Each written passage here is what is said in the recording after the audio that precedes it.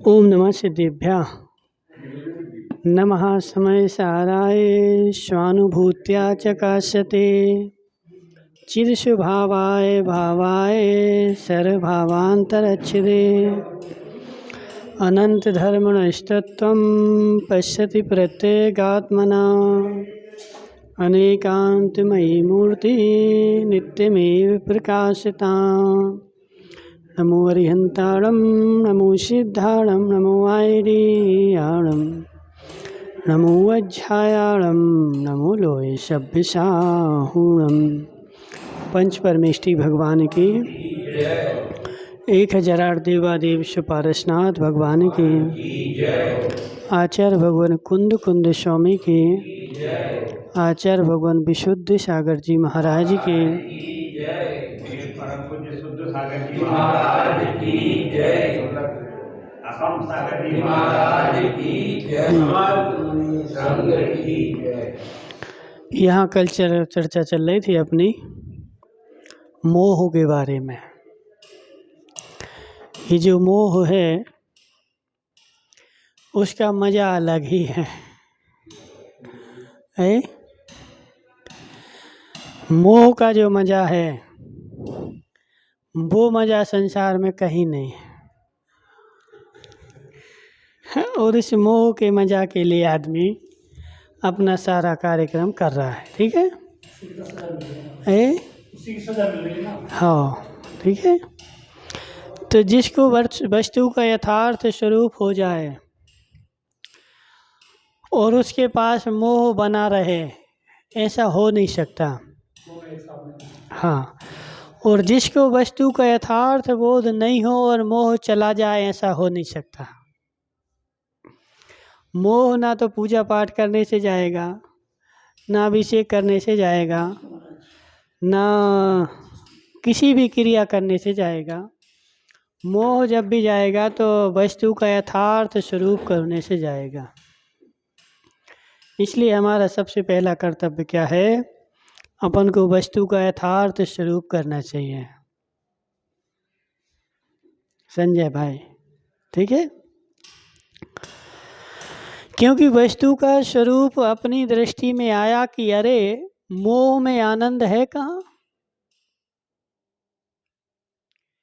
मोह में आनंद है कहाँ? अब जिसने 50 रसगुल्ले खा लिए हों, अब उसको इक्यावन खिलाओ तो क्या कहेगा बताओ? इसमें कहाँ मज़ा? नहीं, अब नहीं है मज़ा। कब था? जब भूखा था, जब एक भी नहीं खाई थी, तब लग रहा था उसको कि इसमें मज़ा है।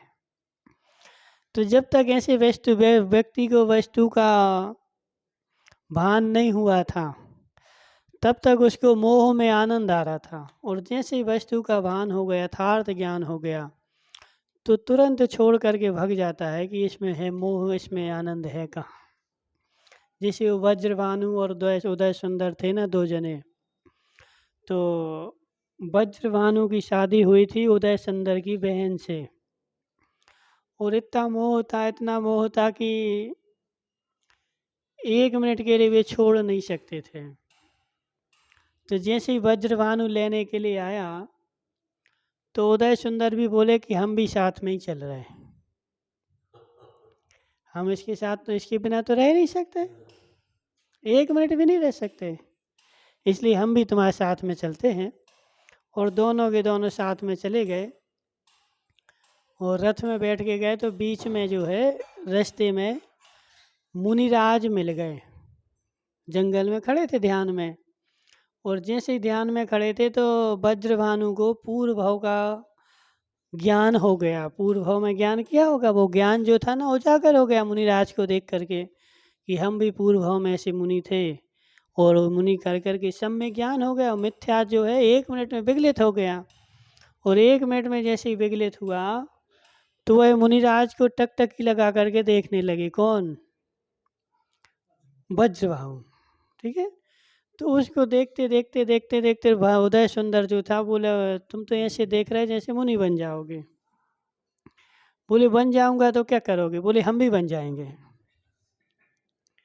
अब उसने तो मजाक में कहा ना कि ये तो बन ही नहीं सकते। अब काला जी से कोई बोले तो मुनि बन जाओ, तो अब सबको पता है कि मुनि काला जी बन ही नहीं सकते। क्योंकि अभी मोह इतना पड़ा है कि नहीं बन सकते हैं। तो ऐसे उसने क्या सोचा कि जो अपनी स्त्री के लिए एक दिन को नहीं छोड़ पा रहा है और साथ में चल रहा है, वो क्या मुनि बनेगा। तो हंसी मजाक में बोल दिया, लेकिन उनका तो मोह विगलित हो गया था और सम्यक दर्शन हो गया था। मुनिराज को देख करके पूर्व भाव का ज्ञान उदय में आया और सम्यक दर्शन हो गया, तो वो गए तो उतर करके मुनि बन गए। तो वो आज का ज़माना नहीं था, चतुर्थ काल था। आज का ज़माना होता तो आज तो देखो बदमाशों की भीड़ लग रही। उस समय इतनी बदमाशी नहीं थी कि अब उदय सुंदर ने बोला कि देखो हमने कहा है तो बनना तो पड़ेगा ही। तो उदय सुंदर भी उनके पीछे गए और उनने भी केस लॉन्च करके मुनि बन गए, और जो उनकी वो स्त्री थी वो आरिका बन गई।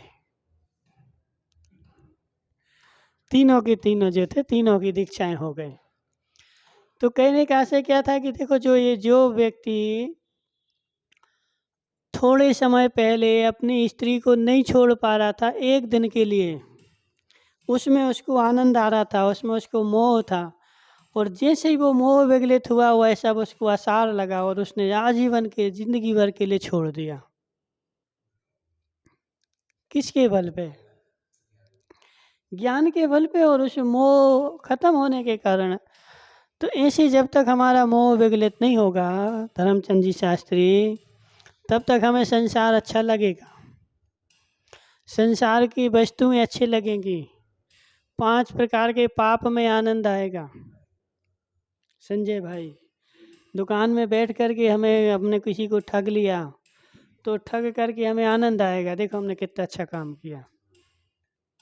जबकि वस्तु स्वरूप देखा जाए तो हमने कितने घोर पाप बंद कर लिया, निधत्ति निकाचित पाप का बंद किया। और ये जब कर्म उदय में आएगा तब क्या होगा, ये तो सोचो। तो उस जीव को क्या है ना कि वो कर्म सिद्धांत पे उसको भरोसा नहीं है, कर्म सिद्धांत पे भरोसा नहीं है, क्योंकि ये अपन कर तो रहे हंस हंस के और एक सामान्य रूप से, लेकिन ये कर्म जब उदय में आएगा तो ऐसी स्थिति बनेगी कि सामने रखी थाली नहीं खा पाओगे। धर्मचंद जी शास्त्री, तुम अभी सुख शांति से घर में बैठ के रोटी खा रहे, ये भी तुम्हारे पूर्व भाव के पुण्य कर्म का उदय चल रहा है। पाप कर्म के जिसके उदय आ जाए तो सामने रखी थाली नहीं खा पाता है, थोड़ा खाया हुआ भी पचता नहीं, दस्त लग जाते।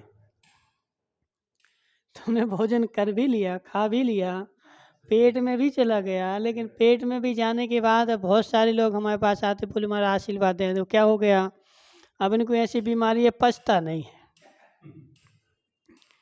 कुछ भी पचता नहीं है, कुछ नहीं खा पाते, पचता नहीं है। क्यों हुई जी सारी बीमारियाँ? क्योंकि पूर्व भाव में तुमने ऐसे कर्म बंद करे थे, ठीक है ना। तो कहने का आशय क्या है कि जब तक मोह है तब तक इन सारी चीज़ों में आनंद आएगा, और जैसे मोह विगलित होगा तो इन चीज़ों में आनंद नहीं आएगा। व्यक्ति को डर लगेगा किसी को ठगने में, हिंसा करने में, झूठ बोलने में, चोरी करने में, कुशील में, परिग्रह में, इन सब में वो डरेगा आदमी, क्योंकि ये सारे जो चीज़ें हैं ये हमारे आत्म स्वभाव से विपरीत हैं और मोह की सेना है। जी सब किसके परिवार के हैं? 5 पाप किसके परिवार के हैं बताओ? मोह के सब सारा जो जड़ हो रहे हैं ना, जड़ तो वो मोह की है, और उस मोह से सारे उदय में माने की पैदा हो रहा है, ठीक है। मोह है तो नाश करो, अब कब करोगे बताओ? 70 साल के तो हो गए, अब कब करोगे? कहाँ कर रहा है बता? हाँ, व्रतों को धारण करके, लेकिन तत्व ज्ञान भी तो करना चाहिए ना, बिना तत्व ज्ञान के थोड़ी होगा। हाँ, तत्व ज्ञान होगा तभी उस मोह का अभाव होगा, मोह की सेना का नाश होगा, बिना तत्व ज्ञान के नहीं होगा, ठीक है। तो इसलिए यहाँ पे क्या बोल रहे कि हाँ, वस्तु स्वातंत्र के अनुभव से जो स्वाधीन सहज आनंद प्रकट होता है, उसके अनुभव के बाद आप यह चाहेंगे कि हे सहज आनंद, तुम ही सदा काल रहो। जब एक बार सच्चा आनंद आ जाए, जिस व्यक्ति ने गुड़ की जलेबियाँ खाई हों जीवन भर, ठीक है ना, अपने उसकी देवी पे गुड़ की बनानी आती, शक्कर की बनानी नहीं आती, तो देवी जीवन भर वो गुड़ की जलेबी बना बना खिलाती रही। अब जब एक बार वो शक्कर की खाएगा तो फिर कहेगा कि अब तो रोज ऐसे ही बनाना। सही है कि नहीं? तो ऐसे जिसने आज तक विषयों का आनंद लिया हो, पूरा जीवन निकल गया, एक बार सहज आनंद का अनुभव करेगा तो फिर चाहेगा कि ऐसे ही रोज रोज मिले। है? हाँ, तो ऐसा उसको रोज रोज ऐसे ही मिले, ठीक है ना। तो उसके अनुभव के बाद आप क्या चाहेंगे, मैं एक क्षण में को भी अपने स्वरूप की दृष्टि से चिक कर किसी पर की ओर उन्मुख नहीं होना चाहता। मिलेगा क्या? पर की उन्मुखता में क्या मिलेगा? पर की उन्मुखता में राजेश जोला, क्या मिलेगा पर की उन्मुखता में?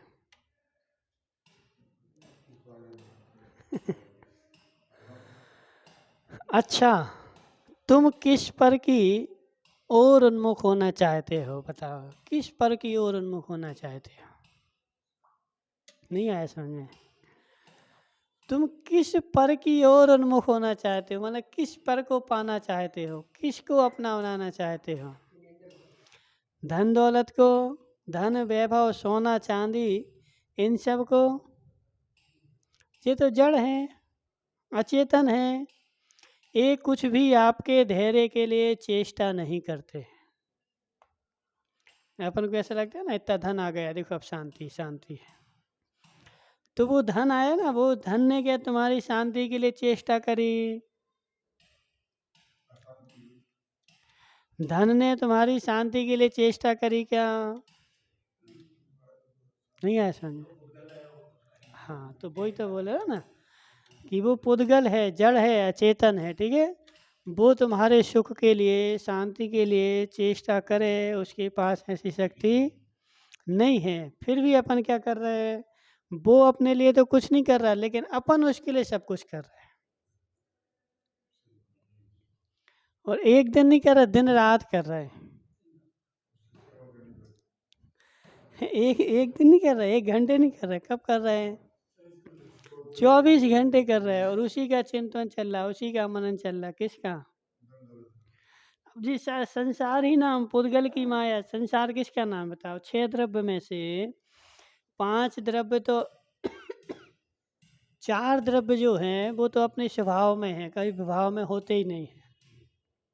अपने स्वभाव में रहते, कभी भी विभाव को प्राप्त होते नहीं हैं, और तुम्हारा कोई उनसे लेन देन नहीं, और उनका तुम्हारे से कोई लेन देन नहीं, अपने में है वो तो, ठीक है ना।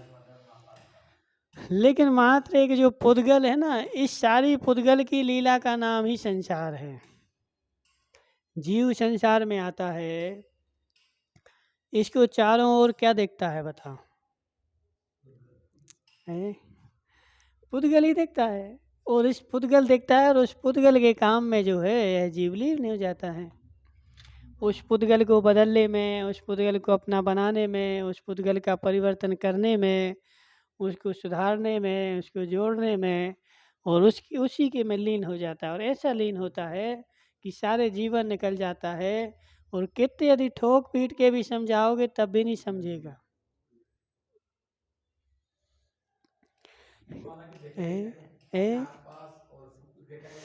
तो समस्या तो वही है, जैसा मोह की लीला है, जैसा मोह अनंत काल का है ना, आजकल का थोड़ी है। अनंत काल की जैसा मोह की लीला ऐसी पड़ी हुई है, ऐसी जमी हुई है कि उस पुद्गल को बड़े बड़े धर्मात्मा उस पुद्गल में उनका धर्म भी, जब नोट आ रहे हों तो वो धर्म भी जाता हुआ दिखता है। जी क्यों हुई ऐसी अवस्था? बोलो संजय भाई, ऐसी अवस्था बनी क्यों है? हाँ, ठीक है। ऐसी अवस्था क्यों बनी? क्योंकि देखो क्या होता है कि तुम्हारी दुकान है, तुम दुकान रोज़ खोलते हो, साफ़ करते हो, झाड़ू लगाते हो, पोंछा लगाते हो, उसकी धूरा भी झटकारते हो रोज़।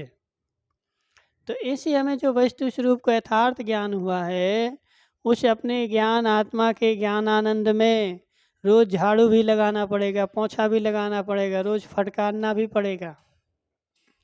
उसमें धूल नहीं जमनी चाहिए, धूल जम गई उसमें।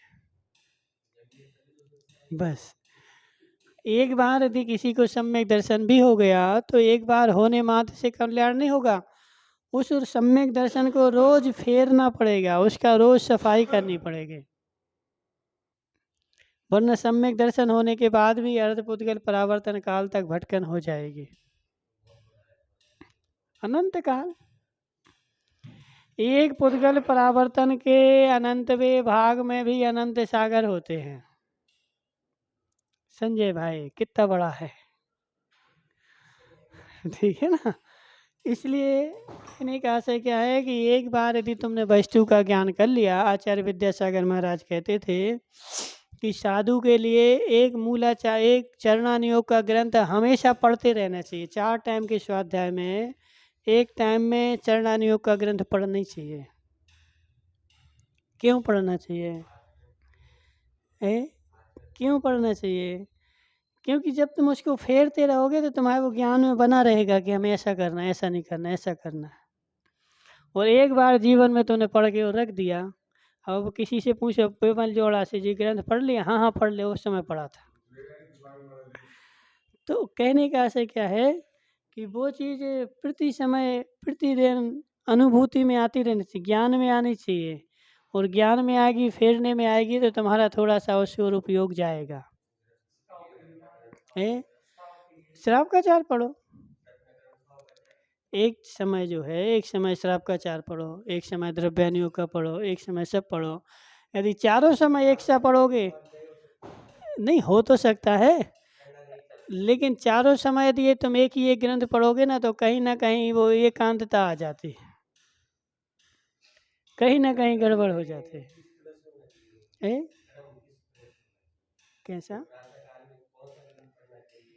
प्रातः काल में तो ऐसा है कि चरणानुयोग भी पढ़ो तो अच्छा है, चरणानुयोग अच्छा, ठीक है। सुबह के समय पूजा पाठ करो, उसमें क्या है कि सुबह का समय जो है वो क्रियाकलाप का है, तो क्रियाकलाप के समय क्रियाकलाप का ग्रंथ पढ़ोगे ना तो अच्छा रहेगा। और इस सुबह के समय तुम समय साल लेके बैठ गए तो फिर कहोगे अरे पूजा पाठ से क्या होता है, पूजा पाठ करना नहीं। और फिर धीरे धीरे क्या होगा, जैसे कप्पू लाल जी है ना, कप्पू लाल जी से बोला पूजा करते हो? महाराज पहले तो करते थे, अब नहीं करते। तो अब नहीं करते तो तुमने क्या किया? कि जो प्रमोशन थोड़ी हो गया, डिमोशन हो गया ना तुम्हारा, था प्रमोशन नहीं हुआ जी तुम्हारा, ठीक है। जो अपना कर्तव्य है ना वो तो जिस दिन प्राण निकले ना उस दिन भी करना चाहिए। अपना जो कर्तव्य है ना, कितने बीमार हो जाओ, कुछ भी हो जाए, लेकिन प्राण निकलते समय भी अपना कर्तव्य तो करना ही चाहिए। नहीं कर रहे जी, हमारी कमजोरी है, और जी हमारा पुरुषार्थ का अभाव है, जी हमारे ज्ञान का अभाव है। और अपन बड़े शौक से कहते कि अब नहीं करते, पहले करते थे। पीड़ा नहीं होना चाहिए, करना ही चाहिए, करना ही चाहिए। और उत्कृष्ट से उत्कृष्ट द्रव्य से करनी चाहिए। दोपहरी में अपने अनुसार देख लो, कर्णानुयोग भी पढ़ सकते हो, चरणानुयोग हो गया, द्रव्यानुयोग भी कर सकते हो।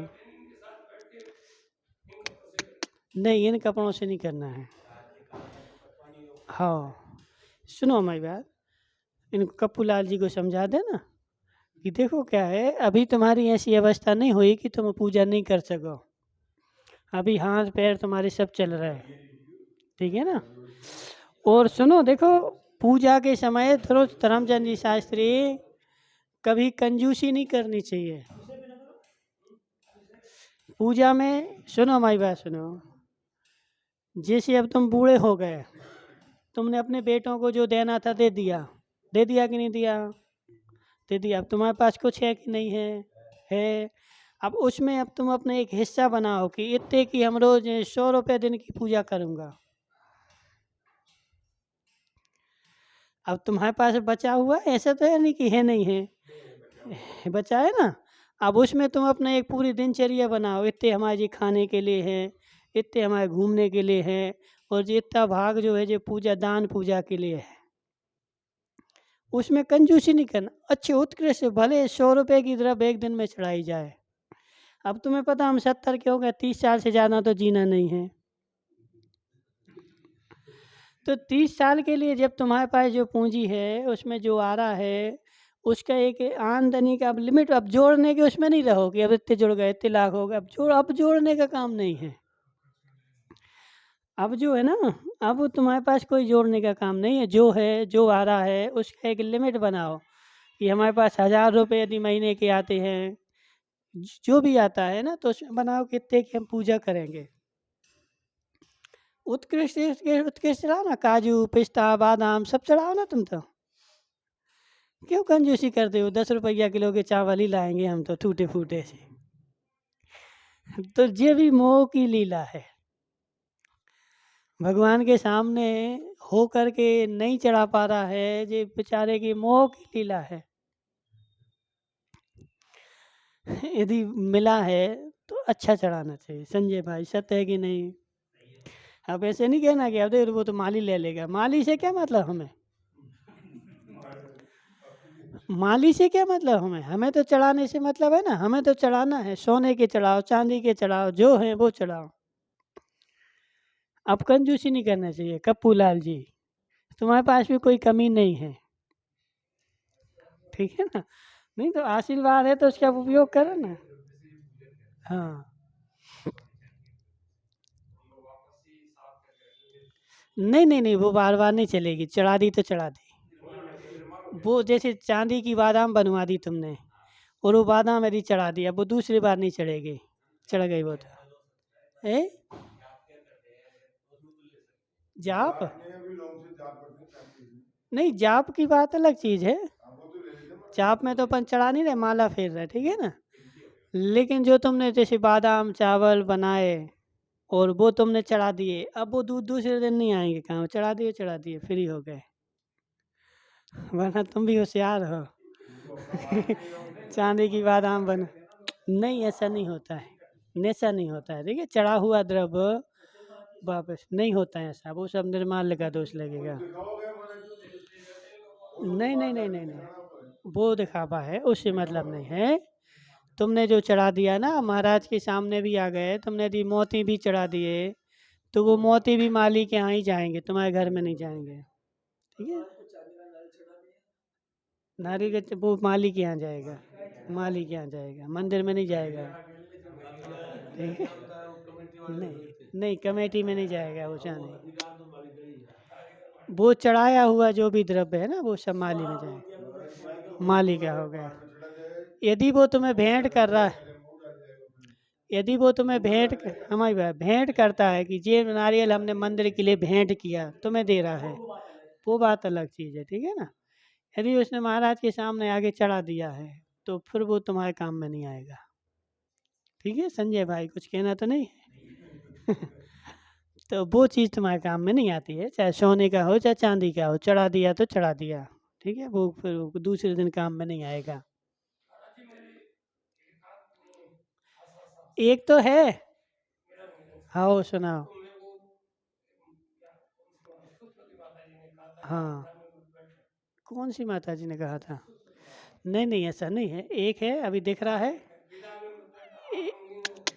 एक दिख रहा है, इसलिए तुम पूजा पाठ करो, पूछ पाठ करो। अंगहीन का मतलब सुनो हमारी बात, अंगहीन का मतलब क्या होता है कि अंगहीन का मतलब क्या होता है, जब अंग कट जाए पूरा, ठीक है ना, हाथ पूरा कट जाए ना तब अंगहीन होते हैं। और अंग तो तुम्हारा है, उसका जो है ना वो क्षयोपशम खत्म हो गया है, नेत्र इंद्रिय का क्षयोपशम जो है वो खत्म हो गया, तुम्हारा अंग तो है अभी नहीं, अभी अंगहीन नहीं आएंगे जी, ठीक है ना। अंगहीन जब आओगे जब आंख निकल के नीचे गिर जाएगी, नहीं नहीं नहीं नहीं, देखो पूजा पाठ करा, अभी इतने नहीं दुख रहा है कि अभी दिक्कत हो अभिषेक करने में। तो मूर्ति पकड़ना नहीं ना अपन को, तो कलश पकड़ना और छोटा सा। मूर्ति क्यों पकड़ते हैं? हमारी बात सुनो।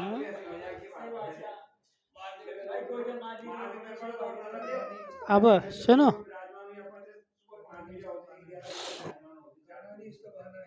हमारी बात सुनो। अभिषेक करने के लिए मूर्ति पकड़ने की आवश्यकता ही नहीं। कलश पकड़ो, वो उतना कलश पकड़ो जितना तुम पे उठ जाए, ठीक है? छोटा सा चांदी का है ना, उससे कर लो। और फिर बैठ करके अपने घर से द्रव्य लाओ और बैठ करके अपनी शांति से पूजा कर लो, बस। ठीक है ना? और कब तक करना है? तो जब तक एक आंख भी काम करती रहे तब तक करो, ठीक है? नहीं, जब तक आंखों से दिख रहा है तब तक सब करते रहो, ठीक है? इसलिए अब ऐसे काम नहीं करना। उम्र मिली है तो मनुष्य, ठीक है? ये बात क्या चल रही थी अपनी, और कुछ चल रहा है? क्या चल रही थी संजय भाई? क्या चल रही थी चर्चा? हाँ, मोह की चर्चा में अपन यहाँ पे कुछ और बोल रहे थे, भूल गए, भूल जाते हैं। हाँ, यहाँ चर्चा चल रही थी कि तुम किस पर द्रव्य की ओर उन्मुख होना चाहते हो। कौन से पर द्रव्य की ओर? देखो, सोना चांदी ये सब जड़ हैं, अचेतन हैं, और ये सब आपके धैर्य की शांति के कारण नहीं है, ठीक है?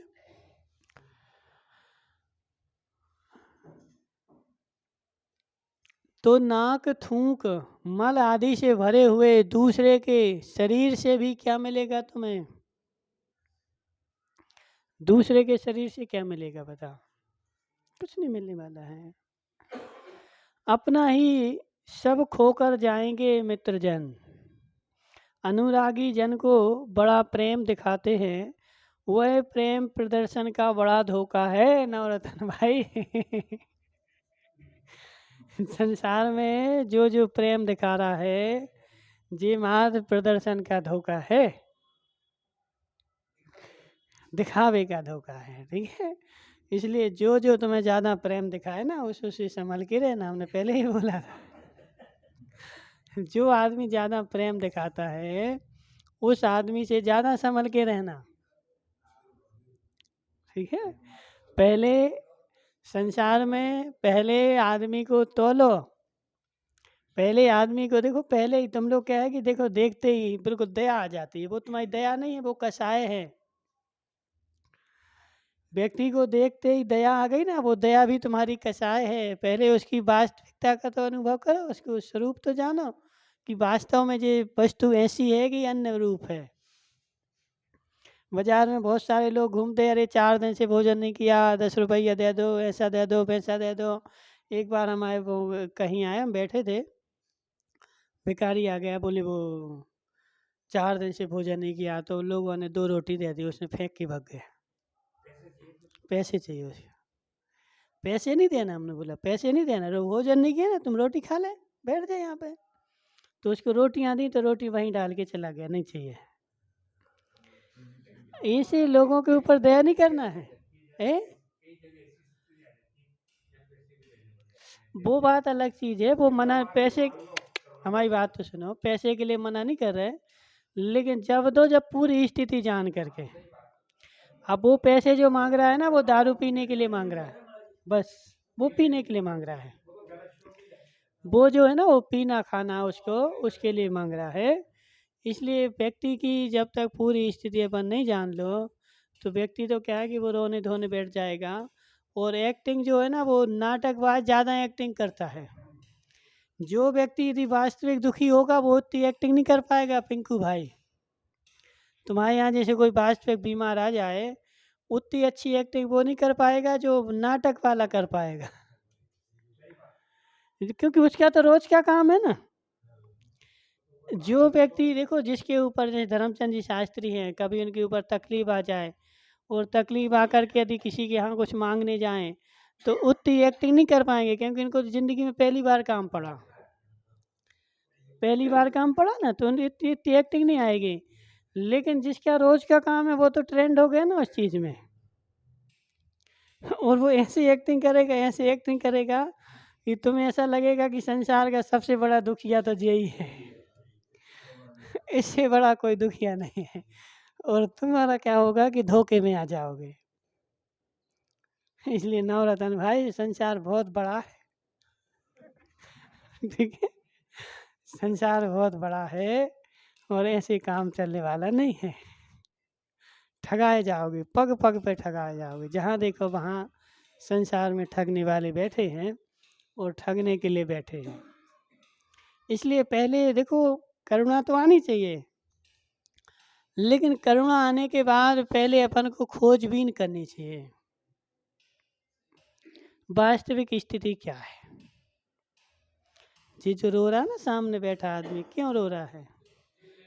हाँ, इसकी अब इनसे पूछो मनफूल लाल जी से कि जो गुनहगार होगा ना, वो तुम्हारे पास आएगा, वकील साहब हमने कुछ नहीं किया, हमने ऐसा है, हमारा ऐसा है, और वो ज़्यादा एक्टिंग करके। और आजकल जो होता है ना कि बकाला वो कोर्ट में जो मतलब कि जो निर्दोष होता है उसको सजा हो जाती है, और जो दोषी होता है वो बाइज्जत बरी हो जाता है। क्योंकि उस दोषी का तो रोज का काम है ना, कैसे नाटक करना है, कैसे रोना है, कैसे धोना है, कैसे क्या करना है। तो उसको तो रोज का काम है, और उसको रोज का काम होने के कारण उसको आदत पड़ गई। और जो बेचारा पहली बार जीवन में फंसता है, पहली बार हमारे साथ भी एक बार हम दिल्ली गए, तो दिल्ली गए तो क्या हुआ कि हम बस में बैठ गए। अब हमें क्या पता, हम तो पहली बार गए, कहीं जीवन में गए नहीं, जाना नहीं, और बैठ कर के बस में सीट पे बैठ गए। और सीट पे बैठे तो हम तो ये जान रहे हैं कि अभी हमें कोई खाना थोड़ी तुम्हारे पैसे, अभी वो आएगा टिकट, वो कंडक्टर आगे टिकट काट रहा था, तुमने कि वो आएगा तो टिकट काट लेगा। और बैठ गए तो कंडक्टर तो वहीं बैठ गए, और चेकिंग वाले आए तो उन्हें 250 रुपया ले लिया। बोले यहाँ ऐसा नहीं होता है, यहाँ तो पेनाल्टी लगेगी। बोले क्यों? क्योंकि वहाँ ऐसा नियम है कि पहले बस में बैठने के पहले टिकट लेनी पड़ती है। वहाँ पे नियम क्या है कि कंडक्टर के पास तुम स्वयं जाओ और स्वयं उससे टिकट लेके और फिर सीट पे बैठो, बाद में पहले टिकट लो।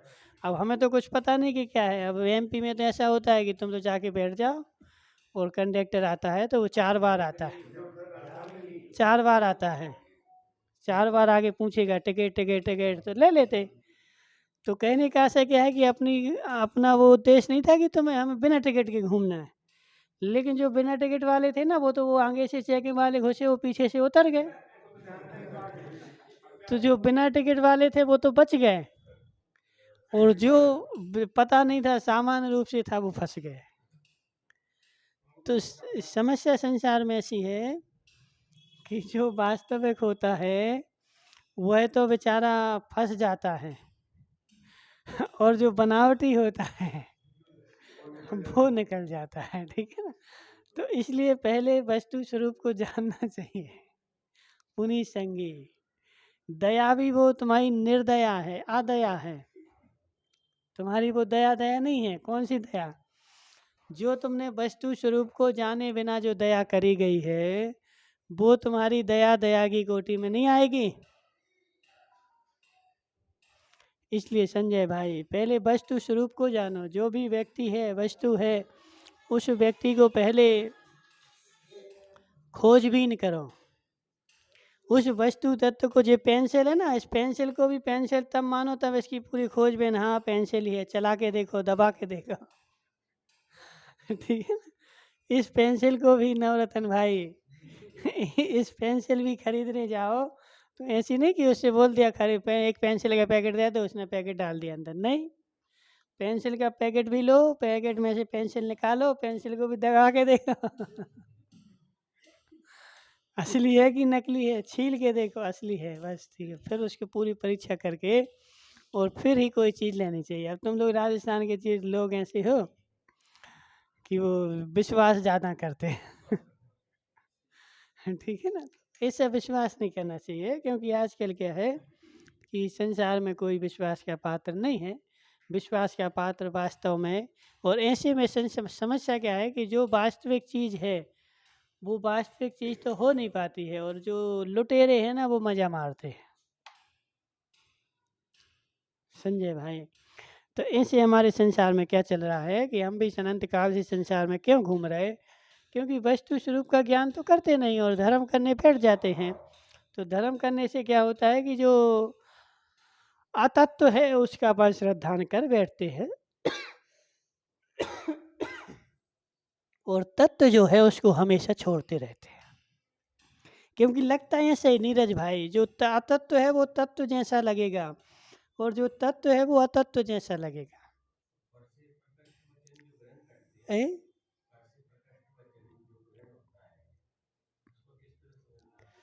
जो पर से भी अपन ने ग्रहण करे ना, तो आचार्य विद्यानंद स्वामी कहते उसकी परीक्षा कर लेनी चाहिए। हाँ, शास्त्र द्वारा भी अपन ने जो करे ना, उसको भी नए निक्षेप द्वारा अन्य प्रकार से उसको भी परीक्षा कर लेनी चाहिए। शास्त्र के वचन भी, क्योंकि शास्त्र में भी अभी हमने कल धवला जी की 13वीं पुस्तक चल रही थी, तो उस पुस्तक में क्या लिखा हुआ है कि परमाणु भी सावयव है, परमाणु के अवयव हैं। और पंचाष्टिकाय में और इसमें क्या बोलते हैं नियम सार में क्या लिखा है कि परमाणु जो है वो निरवयव है। परमाणु कोई का अवयव नहीं है, परमाणु के दो भाग नहीं किए जा सकते। तो फिर वहाँ पे, हाँ, वहाँ पे क्या अवस्था की गई कि यदि परमाणु के यदि दो भाग करने हो तो बोलना निरवयव है, लेकिन जब परमाणु का स्कंद बनाना हो तो बोलेंगे सावयव है, क्योंकि वहाँ पे देश स्पर्श सर्व स्पर्श की व्याख्या चल रही थी। हाँ, तो यदि वो सर्व था उसको निरवयव बोल दोगे तो उसका फिर स्कंद नहीं बनेगा, इसलिए उसका वहाँ पे देश देश स्पर्श होता है, देश स्पर्श होता है तभी परमाणु का स्कंद बन करके और बड़ा स्कंद बन पाता है। इसलिए वीरसेन स्वामी ने बोला कि परमाणु सावयव है। ठीक है ना? तो इसलिए वस्तु की स्वरूप की किस अपेक्षा से कौन सी बात की जा रही उसको भी वहाँ पे जान लेना चाहिए। तो ऐसे लोक में भी यहाँ पे क्या बोल रहे हैं कि दूसरे लोग प्रेम दिखाते हैं लेकिन वो प्रेमी होते नहीं हैं। ठीक है? तो उस व्यक्ति की भी पहले एक बार परीक्षा कर लो और परीक्षा करने के बाद फिर उसको जब वो परीक्षा की कसौटी पे खरा उतर जाए, ठीक है, जब तक खरा नहीं उतरता है तब तक अपन को वो उसको विश्वास नहीं करना है। और परीक्षा करने के बहुत सारे उपाय होते हैं। अब तुम लोग पुनीत संगीत बेचारा ऐसे जिसमें वो जिसने 4 बातें मीठी मीठी बोली ना, खिल हो गए, गदगद हो गए। 4 बातें यदि मीठी मीठी बोल दे ना तो गदगद हो गए, और 4 बातें यदि कड़वी कड़वी बोल दी ना तो ये क्रोधी हो गए। कई बार कड़वी बातें भी मीठी होती हैं और मीठी बातें भी कड़वी होती हैं। ठीक है ना? तो इसलिए वो कड़वी को कड़वी नहीं जानो, कड़वी को भी परीक्षा करो और मीठी की भी परीक्षा करो। कड़वी दवाई हमारे हित के लिए है और मीठी दवाई भी कई बार हित के लिए हो जाती है। इसलिए संसार में अपन जिसकी भी क्या करते हैं, जिसका भी जो प्रेम दिखा रहा है, ये इसमें स्पष्ट लिखा ना, हम नहीं बोल रहे, देखो क्या लिखा, वह प्रेम प्रदर्शन का बड़ा धोखा है। ठीक है? प्रेम प्रदर्शन का बड़ा धोखा है कि हम आप ज्ञानानंद निधान ब्रह्म स्वरूप से चिग कर अंधे और पागल हो जाएंगे। इस लोगों के प्रेम प्रदर्शन में आकर के क्या करते हैं, अब अपने अपने देखो, अब तुम लोगों ने क्या किया, तुम्हारी शादी हो गई, शादी हो गई, स्त्री आई, स्त्री ने प्रेम दिखाया, पुत्र हो गए, पुत्रों ने प्रेम दिखाया, आनंद दिखाया, और उसमें ऐसे पागल हो गए कि पूरे जीवन भर अपने आप को तो भूल ही रहे, कभी याद ही नहीं करा। संजय भाई, सत्य है कि नहीं? उनके प्रदर्शन में इतने अपने आप को भूल गए कि मैं भी कुछ हूँ, आज तक पता ही नहीं है, और सब जो कुछ भी है वो मेरी स्त्री, मेरे पुत्र, वो ही मेरे हितकारी हैं, और तो संसार में सब अहित हैं, और उन्हीं को भूल करके उनके प्रेम प्रदर्शन में लग करके और उन्हीं को अपन हितकारी मानते रहे, लेकिन वो भी तुम्हारे हितकारी नहीं हैं। काला जी, समझ में आ रहा है कि नहीं? नहीं आ रहा है, नहीं आ रहा है।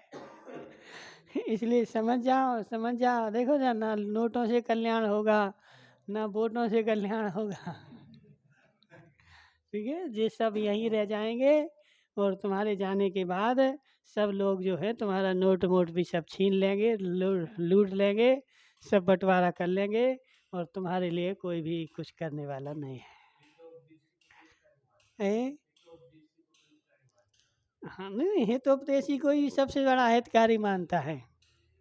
जो तुम्हें अहित का उपदेश देगा, अभी काला जी को कोई आ जाए, चलो काला जी वहाँ ऐसा ऐसा व्यापार हो रहा है, आधे चलो चलो चलो, और तुम्हें यदि हित का उपदेश दें तो अरे महाराज तो ऐसी ऐसी कह रहे थे।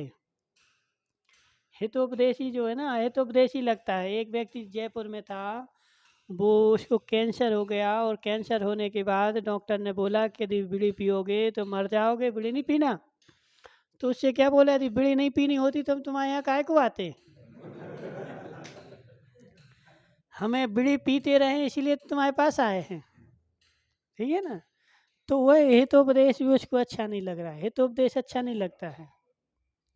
इसलिए संजय भाई सत्य तो यही है कि देखो, जिसको अपन मोह कर रहे हैं वो भी धोखा है। घर परिवार में जिसको तुम शादी ब्याह करके लाए वो भी धोखा है, जब तक ये देह की पर्याय है। और देह की पर्याय भी छोड़ो, जब तक व्यक्ति जो है अच्छा है, कमा रहा है। हमने ऐसे ऐसे आदमी देखे कि उसकी स्त्री को खूब प्रेम था, सब कुछ था, उस बेचारे को लकवा लग गया, एक हाथा पैर चला गया, वो स्त्री छोड़ के भग गई, स्त्री छोड़ के भाग गया, अब नहीं इसके साथ रहना, खूब सारे।